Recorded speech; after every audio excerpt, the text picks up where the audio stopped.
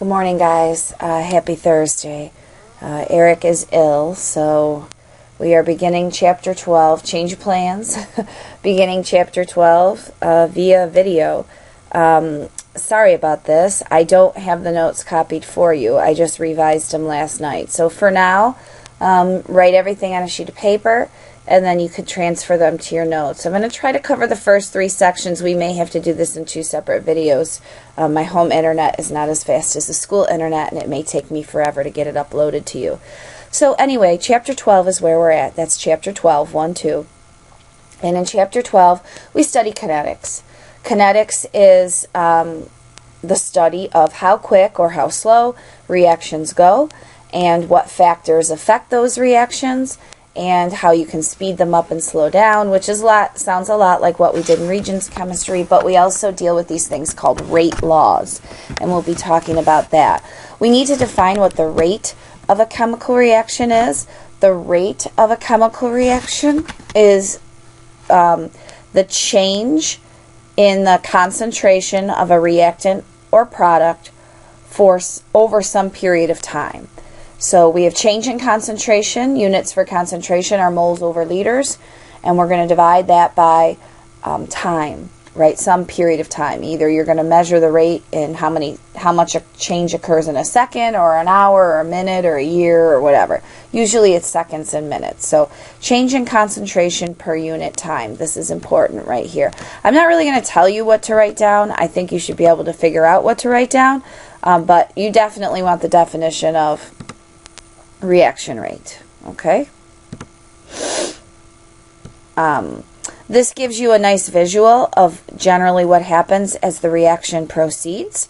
So as a chemical reaction proceeds, you start with only reactants. Over time, the reactants, which are the squares, turn into products. So there are less squares and more circles. And then as time goes on, you'll see that the number of squares go down and the number of circles go up. So we could get the rate of the reaction by monitoring the change in concentration over time. Okay? In equation form, what those words look like are rate equals concentration of A, where A is some reactant or some product. Final, right? Final concentration, so we call that time 2, T2. Minus initial concentration, so we call that T1. And then on bottom you have your time, T2 minus T1. Or delta A over delta T. Think of delta A as A final, right? Think of that as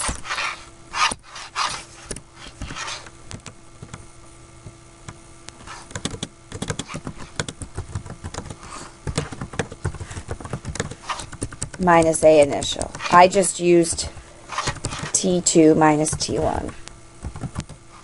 Okay, and that's all over T final minus T initial.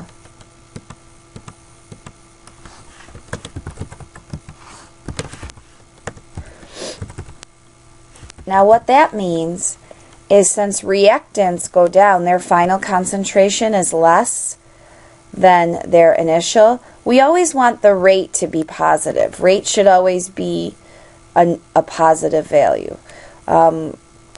So for the rate of a reactant, we always take negative delta A. See this negative here? Negative delta A over delta T. And if it's a product, we just keep it positive. But the bottom line is you don't want the rate to be negative. So if you get a negative value for rate, you should just take the absolute value of it.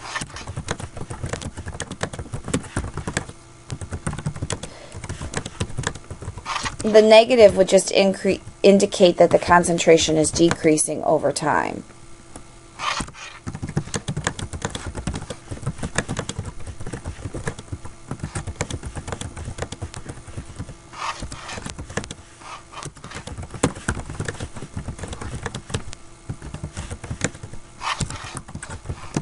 Okay.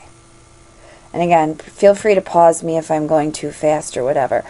This table is in your textbook, and I just wanted to show you, if you look at the rates here, if you take a look at the rates, what you should notice is that as time First of all, it's an average rate. The rate is given, for over a time period of 50 seconds.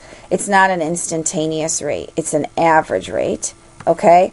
The second thing you notice is that it changes, okay? So the rate of the reaction is not a constant. The rate of the reaction can change as the concentration of reactants and products changes. And the coefficients in the equation here can tell us relative rates of appearance and disappearance. So appearance of the products, disappearance of the reactants. The reason I say it can give us relative rates is it's very similar to mole production, right? This equation tells us that hydrogen will disappear at twice the rate of oxygen because hydrogen's coefficient is twice oxygen's.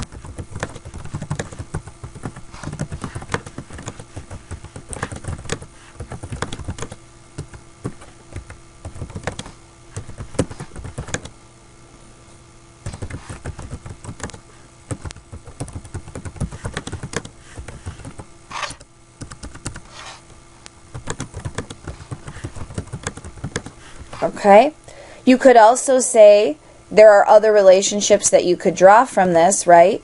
You could also say that oxygen, or let's do this. Let's say hydrogen will disappear at the same rate that water appears because they have the same coefficient. Okay, so the coefficients in the equation can be used to give us relative rates. Let's write that other one down here.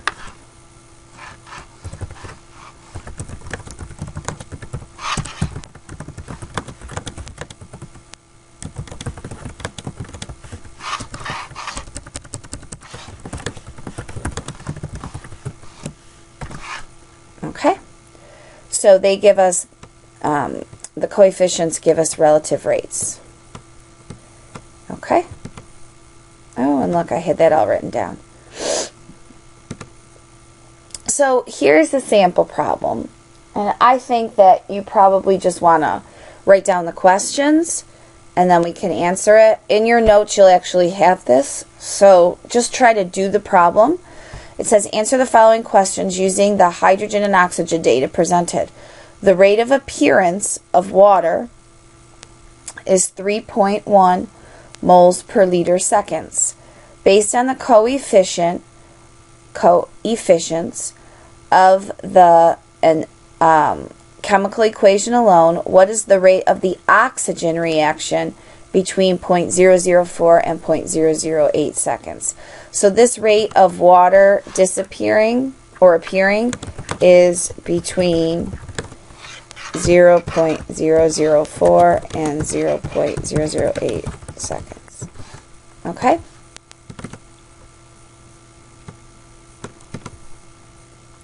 All right. So, if we go back to our reaction on the previous page, I should probably get that reaction on this page. Let's see if we can.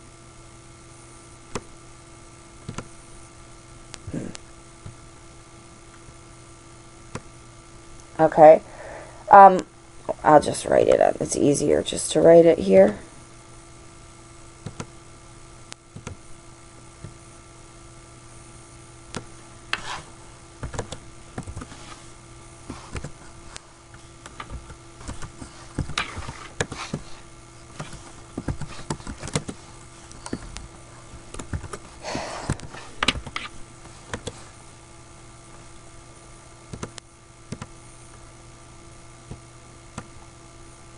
Oops.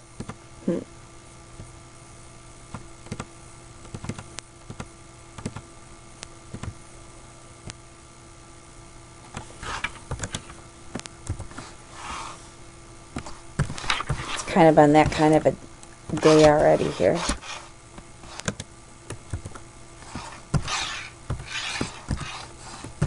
All right.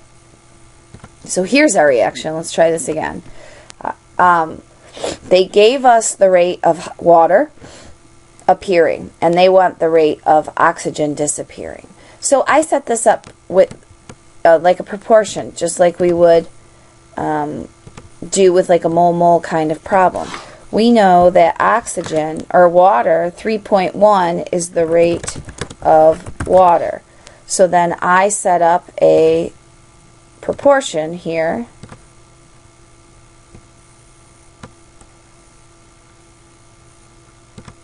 according to the equation. One oxygen's rate is 1/2, right, of water's rate.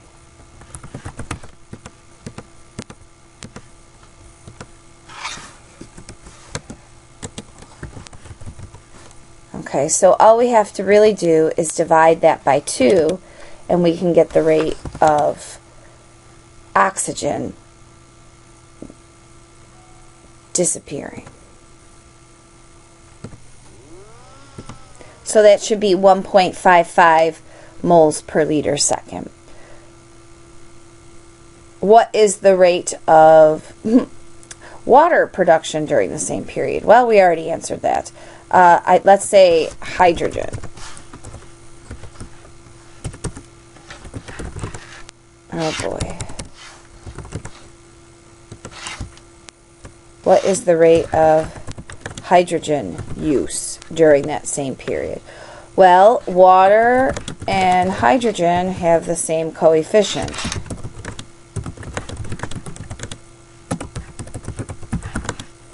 So it would be 3.1 moles per liter seconds. Okay? And then it says use the concentration time data to prove your answers. So now we have to calculate the rate.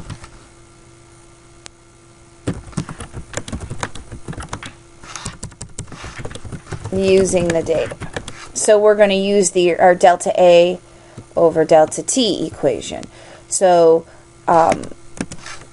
this is going to be hard because my airliner's not working here, so I'm going to do my best. So I'll do one and hopefully you can do the other. Let's just do the water since water was given. Whoops. And we're examining the time period of 0.004 and 0.008 seconds. So my final time is, whoops, somehow I got up there. My final time is 0.008 seconds minus my initial time, which is 0.004.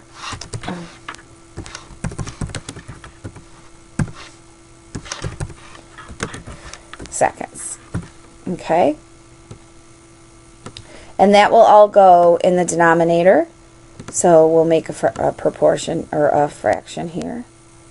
And so what goes in the numerator is water's concentration. So it's 0.0375 when time is 0.008.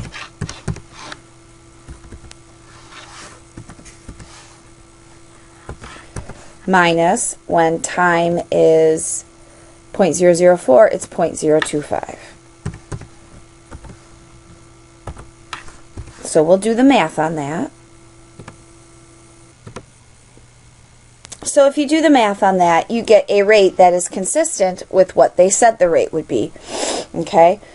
You should do it for the other ones. Let's do it for oxygen, because we said oxygen's rate should be half of water's rate. So if we do it for oxygen here, okay, obviously in the numerator or in the denominator we're going to have the same value, right? We'll have 0.004 after we subtract them in the denominator here. After we do our subtraction. And in the numerator up here, we'll have different concentrations. Oxygen's concentration is 0.0612.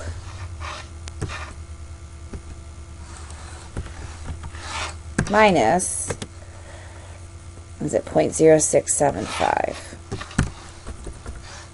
Okay, so if we do that and do the math,